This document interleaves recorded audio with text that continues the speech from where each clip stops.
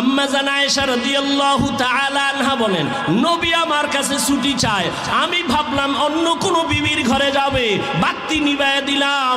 এরপরে আমি ঘুমের বাহানা দইরা শুইলাম। তাকাইয়া দেখি রহমতের নবী নামাজের মুসাল্লায় দাঁড়ায় গেছে। আমার হুজুরার একটা পার্শ্বে দাঁড়াইছে।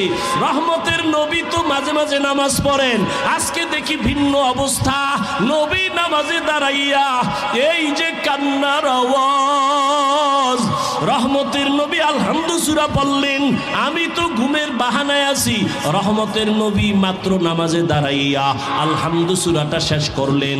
এরপরে সূরা বাকারা। ভাবলাম মাঝখানে গিয়া নবী বোধহয় রুকুর মধ্যে যাবেন।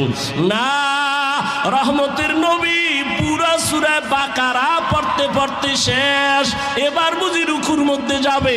না না না, নবী সূরা বাকারার পরের সূরাটাও তেলাওয়াত শুরু করলেন, এই সূরাটাও পুরা শেষ করলেন। এবার ভাবলাম নবী রুকুতে যাবেন, দেখি না এর পরের সূরাটাও নবী শুরু করলেন। ভাবলাম নবী মাঝখানে গিয়া রুকু করবেন, দেখলাম না, রহমতের নবী পুরা সূরাটা শেষ করলেন।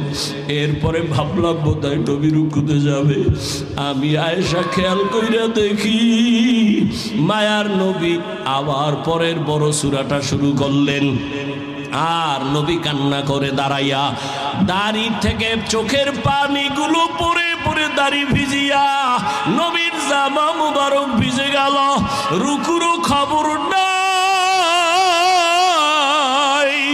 মায়ার নবী দীর্ঘ রাত এক রাকাতে দাঁড়ানো। এই পরিমাণ আমি আয়েশা কোনদিন নবীরে দেখি না এত কষ্টে দাঁড়াইয়া। নবীর পা মুবারক ফুলিয়া যাইতেছে, এমন এক অবস্থা। দীর্ঘ সময় অতিবাহিত হওয়ার পরে মায়ার নবী এবার রুকুর মধ্যে গেলেন। রুকুর থেকে নবী আর উঠে না, উঠে না, উঠে না। মায়ার নবীর কান্নার আওয়াজ। মায়ার নবী শুধু কান্না আর কান্না আর কান্না।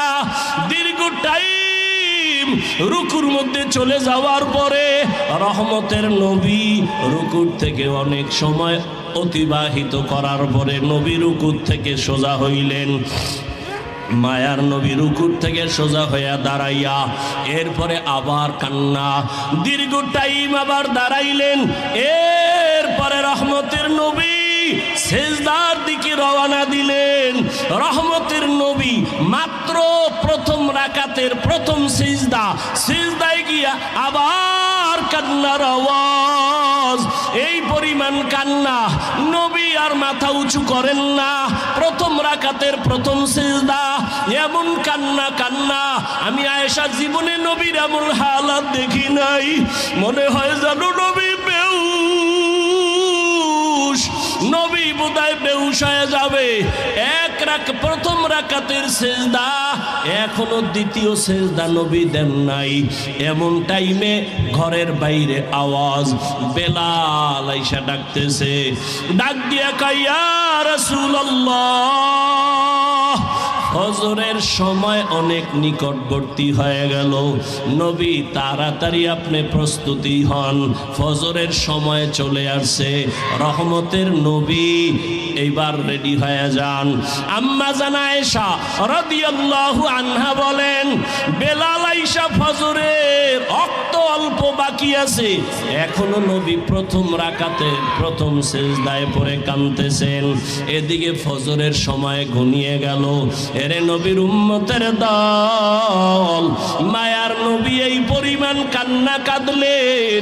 আম্মা জান আয়েশা রাদিয়াল্লাহু তাআলা আনহা বলেন, আমার নবীরে এই রকম কান্না করতে আর আমি কখনো দেখি নাই। ও নবীর মায়ার উম্মতের দল, আমার নবীরে আমার আল্লাহ বান্দা বলেই কারণেই ডাকছেন, কারণ নবী নিজেরে বান্দা বললে বড় খুশি।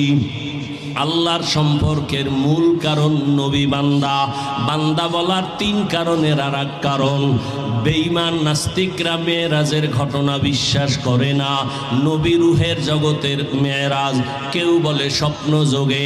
আল্লাহ বান্দা বলিয়া বুঝাইলেন, বান্দা তো শুধু দেহের নাম না, বান্দা তো শুধু রূহের নাম না, দোনোটার সংমিশ্রণ হলেই তো বান্দা হয়।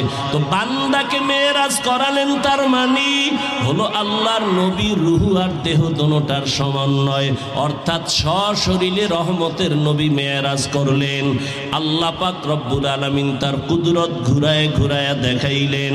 আল্লাহ পাক রব্বুল আলামিন মেরাজ থেকে নবীরে হাদিয়া দিলেন 50 ওয়াক্ত নামাজ, ওখান থেকে কমায় কমায় 5 ওয়াক্ত নামাজ নিয়ে আসলেন।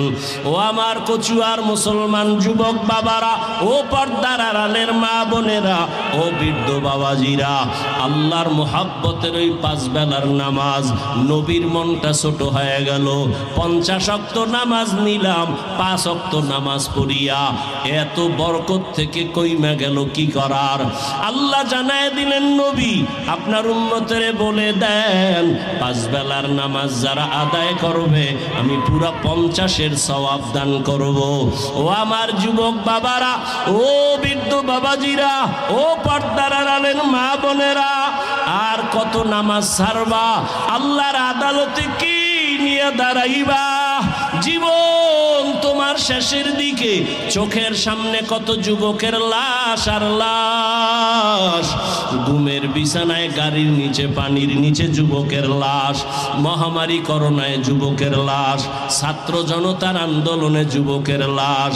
ও বাবা, তুমি স্কুলে পড়ো, কলেজে পড়ো, চাকরি করো, ব্যবসা করো, বাধা নাই। নবীর তরিকা মেনে, মা বাবার দোয়া নিয়া, উলামায়ে কেরামের পরামর্শ নিয়া, শিক্ষকদের দোয়া নিয়া, নবীজির মোহাব্বতে 5 বেলার নামাজ পড়ো।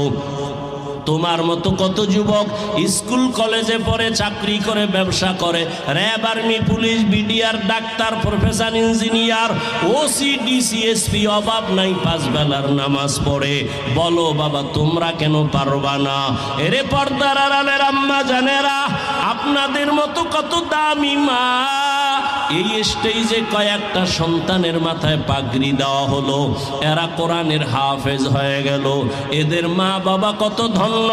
এরে আম্মা জান, এখনো সময় আছে, এখন থেকে পর্দা করেন, মোবাইলে সময় নষ্ট করবেন না, স্বামীর মাল হেফাজত করবেন। একটা আদর্শ সন্তানের মা হইয়া কবরে যাবেন, নামাজ ছাড়বেন না, বেপর্দায় চলবেন না, আল্লাহর কাছে তওবা করেন।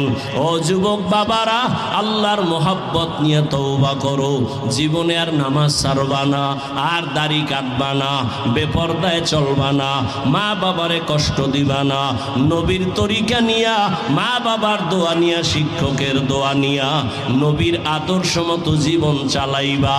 তওবা করার মতো যদি কারো অন্তর তৈরি হয়, মোহাব্বত যদি থাকে, মুনাফিকি যদি না থাকে, খাঁটি তওবার নিয়ত যাদের আছে, দুটো হাত আমার আল্লাহকে দেখাইয়া দাও। আয় আল্লাহ।